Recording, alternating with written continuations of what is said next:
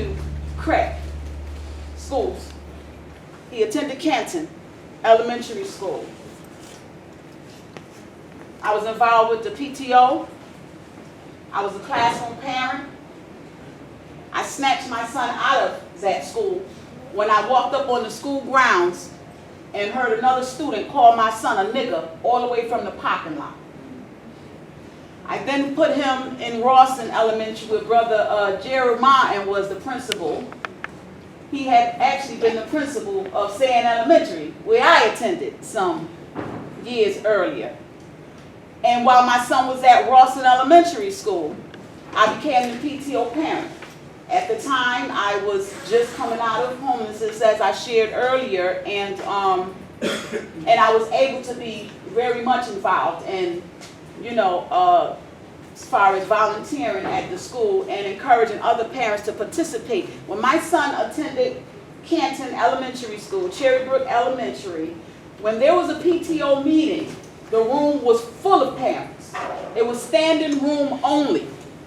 That was not the case when I returned here and attended PTO meetings here in the Hartford schools. That was not the case when I attended my son Isaiah's PTO meetings who attended Weaver High School. Isaiah graduated Weaver in 2010. He went on to UConn. He received his bachelor's in 2012, took a year off and served in the community. He was a public ally and worked for UConn Husky Sport. And now he's attending UConn, receiving his master's on a full grant because of his service to community. And I share that with you all to say that service is in our blood, right? I'm not going to stand here to profess to be a politician. I'm not going to stand here and profess to be someone who may be savvy with their words, because I'm not. But I am very passionate about what goes on with our children and families as it relates to their education, and my evidence is in the work that I do in the community and sharing with other parents, other individuals who may have been a teenage parent such as myself, that it's not over. It's only just beginning.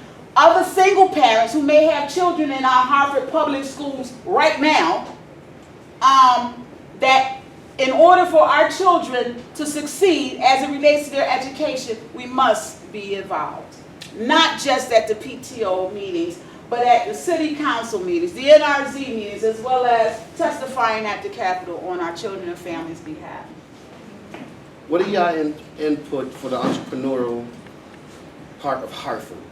There's a lot. We need jobs. The baseball stadium came, but it didn't create jobs. There's a lot of people in Hartford that want to open their own businesses, open their own programs, but it seems like they take the classes and then they get shut down.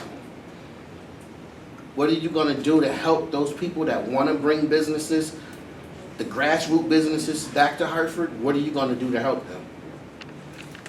I attended one of those training programs because at the time I was unemployed. I was unable to acquire employment in the city of which I was born and raised and quite qualified to do the work. And, as opposed to sitting at home flicking the remote control, I went out into the community and I volunteered. When I started those support groups in my living room when I lived on Westbourne Parkway, I was unemployed, but I was getting food stamps, right? So I was able to cook a soul food dinner, invite the community in. Someone from one of our universities attended that first meeting, and 2 weeks later I was offered a state job. They created a position for me through my volunteering in the community. And I was actually paid $20-something an hour to keep giving support groups in my living room and then going out into the community and performing outreach. I did that for 4 years, right?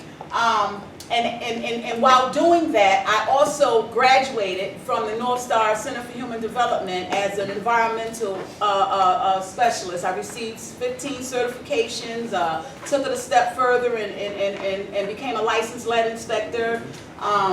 And actually started my own business, Sister Soldier Environmental Services, because the support groups were for individuals returning home from incarceration, parents and caretakers of children who had a parent incarcerated, and I found that those parents were returning home and unable to find employment.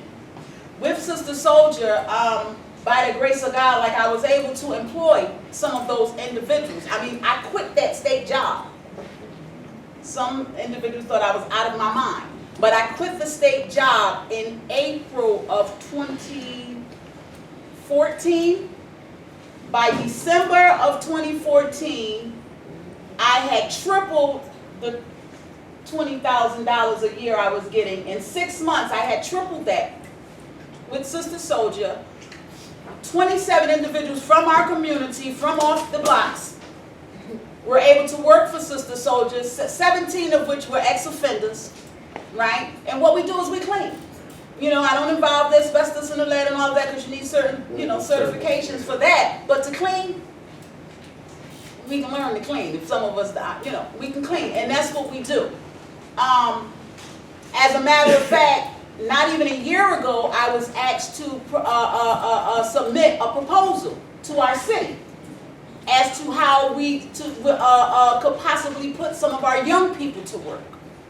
And of course, being that I have a cleaning business, my proposal suggested that we put the young people to work, cleaning up our community.